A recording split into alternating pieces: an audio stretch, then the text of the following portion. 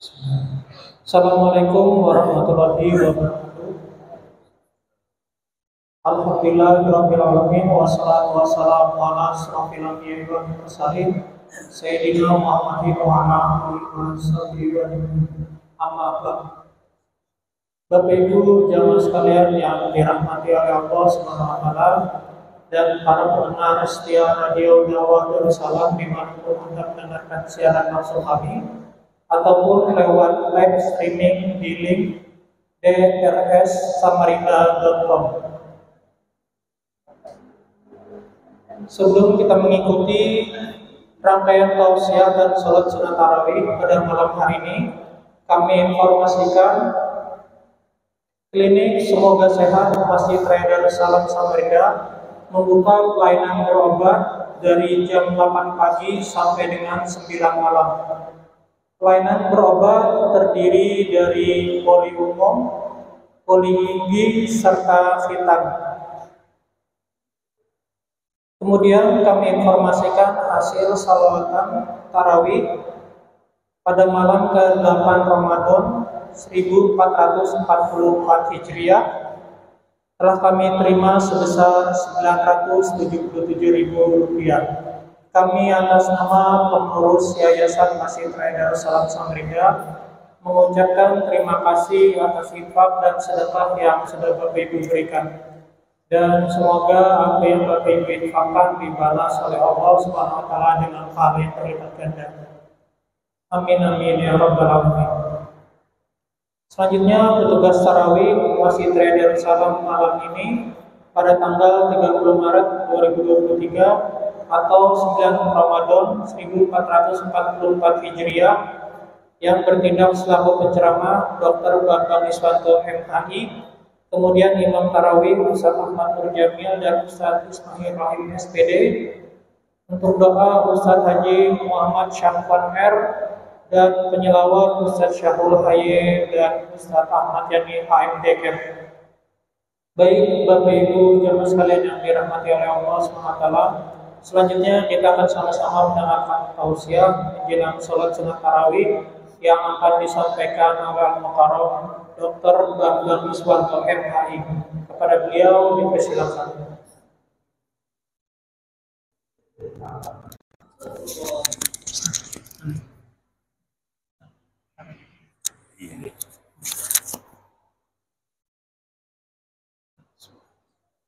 Assalamualaikum warahmatullahi wabarakatuh.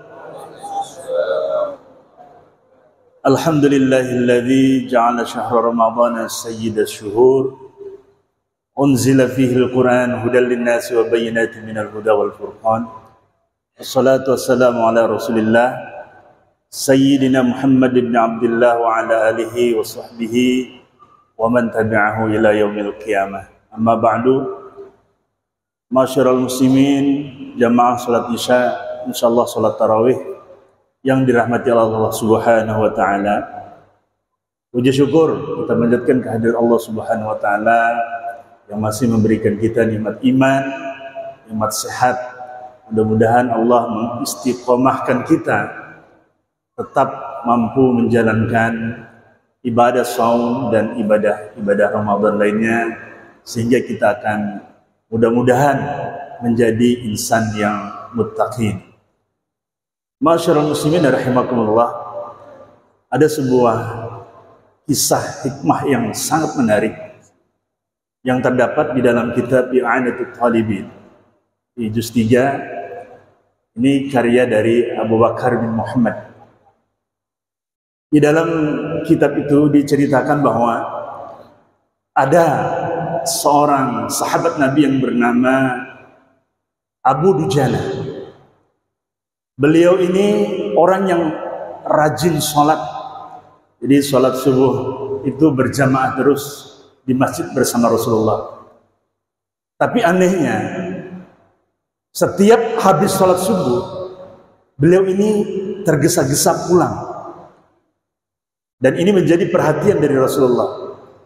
Kenapa Abu Dujana selalu pulang lebih awal, tidak berdoa dan tidak berzikir? Kemudian dalam sebuah kesempatan Rasulullah berjumpa dengan Abu Dujana dan mengatakan, "Hai Abu Dujana, kenapa engkau selalu terburu-buru pulang setiap habis sholat subuh?" Maka Abu Dujana menjawab, "Begini ya Rasulullah, aku ada sebuah alasan kenapa aku pulang lebih cepat. Aku itu punya tetangga. Tetanggaku ini, dia punya pohon kurma yang lebat buahnya. Dan di malam hari, angin bertiup kencang dan kemudian buah-buah itu masuk ke halaman rumah. Nah, masalahnya adalah, kami ini keluarga miskin ya Rasulullah. Aku dan anak-anakku itu sering kelaparan. Terlambat dikit saja, maka anakku itu bisa makan kurma yang ditiup angin tersebut. Maka dari itu aku buru-buru pulang. Sebelum anakku bangun, kurma-kurma itu kukumpulkan dan kuberikan kepada tetanggaku itu." Jadi ditanyalah siapa tetangganya ini. Ternyata tetangganya ini adalah seorang munafik. Munafik itu dia menyatakan beriman tetapi berpura-pura beriman. Beda dengan kafir. Kafir itu jelas-jelas menentang dan tidak beriman. Tapi orang munafik ini justru lebih berbahaya karena dia menyatakan beriman tetapi sesungguhnya ini hanya berpura-pura saja. Jadi pernah suatu ketika, ya Rasulullah, aku itu terlambat pulang dan ternyata kutemui anakku itu sudah mengunyah kurma yang basah itu. Jadi begitu kulihat seperti itu, maka kudatangi anakku itu dan aku mengatakan, "Ya anakku, jangan engkau permalukan ayahmu di akhirat kelak." Maka aku ambil kurma yang ada di mulutnya itu dan kulihat anak itu, ya Rasulullah, anakku itu nangis ya Rasulullah. Dia sudah senang ada makanan di mulutnya dan kuambil. Betapa pedih rasanya aku bisa membayangkan. Ternyata cerita ini luar biasa. Rasulullah yang lembut hatinya, begitu mendengar cerita ini, Rasulullah menangis. Menangis, berderai air mata Rasulullah. Mendengar betapa saking ingin bahwa menjaga makanan dari hal-hal yang haram, ia ambil kembali dan ia kumpulkan makanan itu, ia serahkan dengan yang ada sudah di mulut. Jadi Rasulullah kemudian memanggil si munafik ini. "Ya fulan, aku beli pohon kurma yang ada di pekaranganmu itu dengan 10 kali lipat pohon yang nanti ada di surga. Di sana itu ada pohon yang batangnya terbuat dari zamrud biru, kemudian disirami dengan emas merah, kemudian dahannya itu permata, dan di sana itu ada bidadari-bidadari yang jumlahnya sejumlah kurma yang ada di pohon itu. Mau tidak?" Tapi orang munafik, dasar munafik Bapak Ibu sekalian, "Tidak, aku itu biasa berbisnis dengan bisnis yang cash, yang kontan, bukan janji-janji." Nah, ternyata ada lewat Abu Bakar menghampiri. Abu Bakar langsung, karena Abu Bakar ini adalah seorang yang kaya. "Sudah, aku beli, aku gantikan kurma yang ada di pekaranganmu itu dengan 10 kali lipat pohon yang kualitasnya super dan tidak ada di kota ini." Bagaimana? Ya, begitu mendengar digantikan dengan pohon kurma yang bagus dan jumlahnya 10 kali lipat, maka si munafik mengatakan, "Deal, aku jual." Tetapi anehnya, begitu habis jual dia cerita sama istri, "Percuma aja sebenarnya pohon itu dibeli aku, untungnya gede. Padahal kurma yang ada itu tetap saja di pekaranganku, di pekarangan kita, dan nanti buahnya itu nggak pernah akan sampai ke sana. karena masih tetap di pekarangan. Tapi biiznillah, ma'asyiral muslimin rahimakumullah, apa yang terjadi? Maka yang terjadi adalah begitu tidur dengan kekuasaan Allah, pohon itu berpindah di malam hari dan tidak ada bekas. Ma'asyiral muslimin rahimakumullah, pelajaran apa yang bisa kita petik dari cerita ini? Yang pertama adalah Rasulullah menunjukkan kepada kita semua bahwa jika ada saudara-saudara kita yang membutuhkan pertolongan, maka dicarikan solusi. Jadi bukan hanya memikirkan, tapi bertindak langsung action. Bagaimana saudara kita yang kelaparan diberikan solusi biar tidak kelaparan lagi.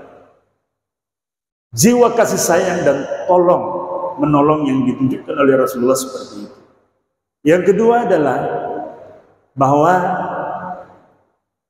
harus ada kepekaan sosial ketika melihat penderitaan orang lain yang tidak seberuntung dengan kita. Ini yang ditunjukkan oleh Rasulullah. Rasulullah berempati, kasihan.